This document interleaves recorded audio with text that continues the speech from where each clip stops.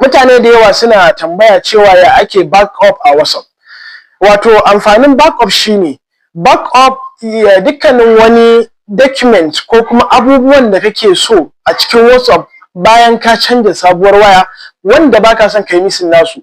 To in kai backup zai ɗebe maka dukkanin wannan bayanan naka da ke tsohuwar waya zuwa sabuwar waya. So ka tsaya ka ji idan kana da bukata ko kana son kai backup na wayanka na abubuwan da ke cikin WhatsApp naka ka kasa. Wannan step by step ne, cikin sauki da ka yi backup na document da ke cikin wayanka. Sai ku biyo mu ciki ku ga yadda abin zai kasance. To bayan ka shiga cikin WhatsApp naka kamar haka, sai akwai a can hannunka na dama akwai ɗilo guda uku za ka gan shi a can sama. So sai ka danna shi. Bayan ka danna shi zai nuno maka da fuska kamar haka. A can ƙasa ƙarshe za ka ga inda aka rubuta setting. Sai ka shiga. So bayan ka shiga cikin setting sai ka yi scrolling, wato ka ɗaga shi zuwa can sama. Za ka ga inda aka rubuta chat. Gashi nan. Bayan ka je chat sai ka je ka tura shi can ƙasa shi ma. Daga nan ƙasa za ka kalle akwai rubutu guda uku. Akwai da aka ce chat backup, akwai transfer chat, akwai kuma chat history. To inda za ka shiga daman mu backup muke so mu. So sai ka shiga cikin chat backup.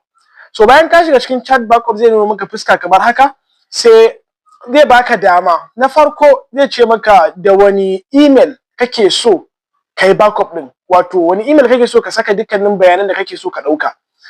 Sai ka danna gashi nan. Sai ka zaba idan email din naka suna da yawa, sai ka zabi ɗaya daga ciki. Ni yanzu ga email din da yake kai.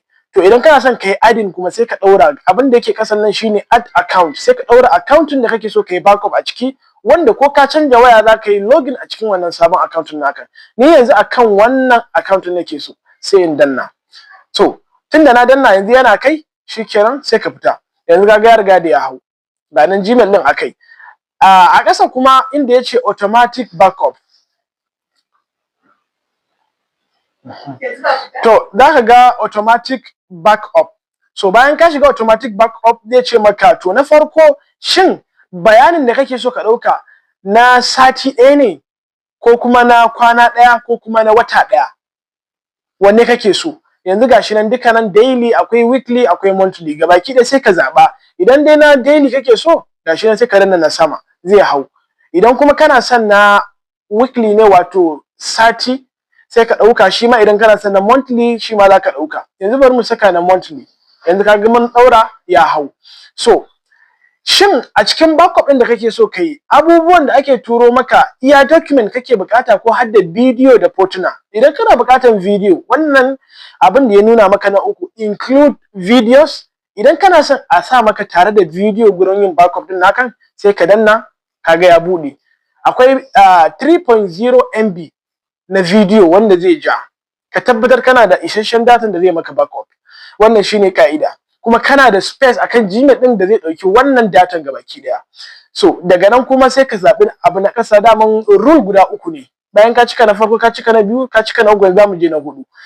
Na hudu yace backup with cellular, wato yana nufin shin kana son kai ne da MB ka ko kuma da Wi-Fi kake so kai. Idan da wato MB ka kake so kai sai ka danna shi.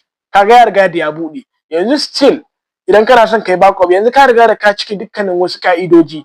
To abinda za ka yi, ga inda aka ce backup a sama, ga kuma wato location da ya nuna, afwan ga nan date da sauransu, da kuma MB da zai ci 6.6 MB ga baki daya. So sai ka tabbatar da cewa kana da isasshen datan da za ka yi backup din. Bayan ka saita komai sai ka danna backup. Bayan ka danna backup zai fara yi. Kun gani ya fara yin backup gabaki daya. Dukkanin wani bayanan da kake so, dukkanin wani bayani to zai hau kan email naka can. Kana zuwa kana login na email din akan shi WhatsApp din nakan, dukkanin kamar ma baka canja wayan ba haka zai dawo.